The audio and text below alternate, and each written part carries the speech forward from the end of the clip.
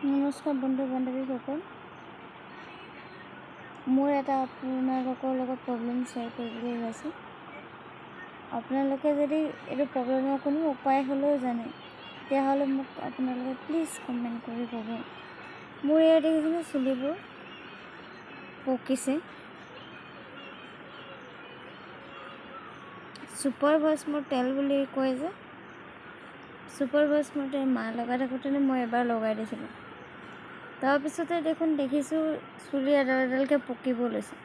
এতিয়াতো পকাটো দূৰে কথা, ভিতৰতে চুলি যে গজে এইটো পকাই গজিছে। তাৰ কাৰণে কি উপায় কৰিব লাগিব আপোনালোকে প্লিজ এবাৰ মোক কমেণ্ট কৰি ক'বচোন। মই সকলো উপায় কৰিছোঁ।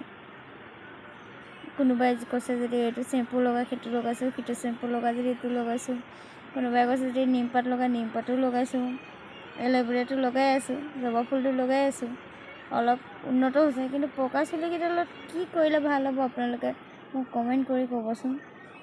ধন্যবাদ, প্লিজ ক'ব। শুভৰাত্ৰি।